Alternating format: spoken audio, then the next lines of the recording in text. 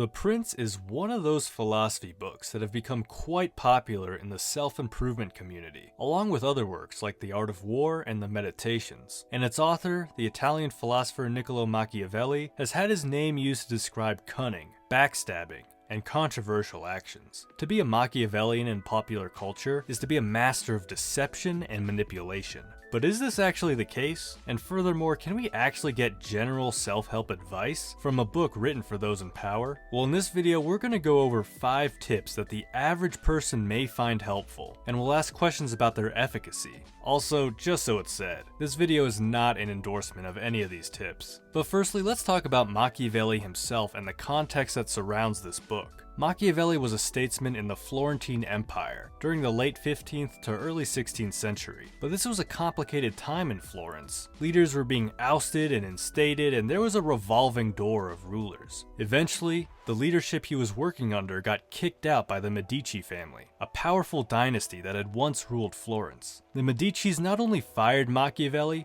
but tortured him, believing he was part of some conspiracy. After this, Machiavelli was exiled to his farm estate, where he studied and wrote. It was here that he wrote The Prince, and dedicated it to Lorenzo de' Medici, the current lord of Florence. It was a handbook for princes on how to maintain their power, so perhaps Machiavelli was trying to get back into government by writing this for him. But it's this context of political turmoil and torture that really influences The Prince, so keep that in the back of your mind. Now you may wonder how a book written for princes would be useful for us everyday people, but there are some leaps we could make within the text that can make it applicable, similar how we could apply the principles in The Art of War to our everyday life. So without further ado, let's get into tip number 1. Tip number 1 is to understand true human nature. Machiavelli thought of human nature similar to Thomas Hobbes. People are evil, cunning, lying, manipulating, and greedy. This is perhaps influenced by Machiavelli's torture and experience with political warfare. But regardless, this pessimistic view of human nature is foundational for the rest of his philosophy. One can make this generalization about men. They are ungrateful, fickle, liars, and deceivers. They shun danger and are greedy for profit. From this, all other points of his philosophy flow. He even says at points that we should disregard his advice if men were good, but since they are not, we should do as he says. So if you're not on board with this first tip, the rest of the tips probably aren't going to work for you. Spoiler alert. Because if humans are essentially evil, then we must not be afraid to do evil as well, in order to preserve our kingdom, or in our case, ourselves. The gulf between how one should live and how one does live is so wide that a man who neglects what is actually done for what should be done moves towards self-destruction rather than self-preservation. Next, before we get into the really morally questionable stuff, let's go to tip number 2, which is to recognize what you have control over and what you don't. This is going to sound very similar to Stoic philosophy, but Machiavelli's going to say, look, a lot of stuff is the result of chance and is totally outside our control. But we shouldn't be completely subservient either. We need to take inventory over what we can control and make the necessary adjustments. Nonetheless, so as not to rule out our free will, I believe that it is probably true that fortune is the arbiter of half the things we do, leaving the other half or so to be controlled by ourselves. So how do we put this into practice? Well, it's often very easy to put the blame on something or someone else when something doesn't go our way. But it could actually be a good thing if you're to blame for something, because that means it's within your control and you could fix it. So if something is not going your way, think of how it possibly could be your fault before blaming others and try to fix it.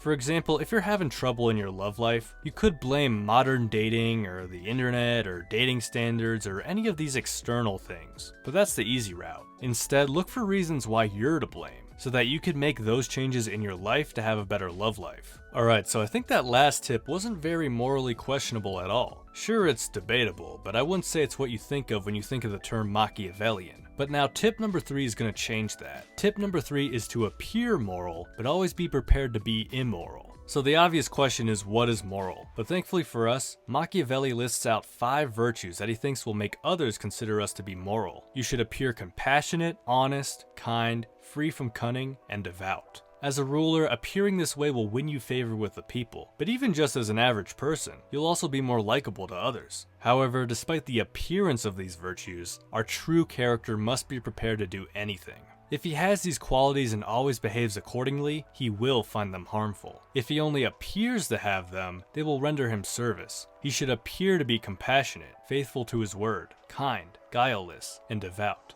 And indeed he should be so, but his disposition should be such that if he needs to be the opposite, he knows how. Now, Machiavelli doesn't talk too much about what these moments may be where you must be immoral, what situation you may find yourself in where it's best to lie or be mean, but I'd assume it'd be a situation that threatens the preservation of the prince. Likewise then, if we find our own preservation thrown into question, should we act immoral to preserve ourselves? But what does it mean to preserve yourself? Preserve your life, preserve your honor, preserve your wealth? I'll leave that one up to you and let you grapple with what situation would call for you to act immorally. Now tip number 4 is a little better, and that's to not be hated. When we think of the term Machiavellian, we might picture a mustache-twirling evil caricature like Wario, who is up to no good. But this is far from what a true Machiavellian would look like to us. Instead, a Machiavellian would look like Yoshi, a friendly-looking, lovable dinosaur that secretly eats people and turns them into eggs. The true Machiavellian needs to appear moral and therefore not be hated. But okay, yeah, don't be hated, that's not very profound advice. However, Machiavelli stresses 2 important points on how a ruler could become hated. He will be hated above all if, as I said, he is rapacious and aggressive with regard to the property and the women of his subjects. To translate this into advice for us everyday people, don't mess with anyone else's stuff and don't mess with anyone else's love life. There may be a lot of gray areas in The Prince as to what's allowed, but Machiavelli consistently draws a hard line at taking too much of others' property or taking their romantic partner. And it's pretty common sense not to do this anyways as an average person. But just in case you want some hard boundaries from Machiavelli, do not mess with the property of others and do not mess with their relationships. Alright, so that last one was pretty tame all things considered. But our final tip, tip number 5, is probably the most controversial, and that is to prefer to be feared over being loved. From this arises the following question: whether it is better to be loved than feared, or the reverse. The answer is that one would like to be both the one and the other. But because it is difficult to combine them, it is far better to be feared than loved, if you cannot be both. Let me start by saying this: I get how this could make sense if you're a ruler or a dictator and your goal is maintaining your kingdom. However, for us average people, I don't see a situation where this would be the case. Comment below if you disagree, but there only seems to be very limited situations where it's better to be feared than loved, given those 2 options. Would you want friendships based on fear or love? Friendships based on fear would absolutely suck. You would never get invited out. You'd have to do the inviting yourself, and your friends would probably shit talk you behind your back. Would you want a romantic relationship based on fear or love? Well, this one's obvious. So what's left, coworkers? I could see how fear could help if you're in a managerial position maybe, but I think I'd still prefer love over fear. Maybe this is the one tip that can't be translated into advice for the general public. But if you disagree and can see a way it works, then comment below. In the end though, I think most if not all the relationships we have as ordinary people are strengthened by love rather than fear. So there you have it, 5 tips from Machiavelli's The Prince that can be applied to everyday life. Except for the last tip.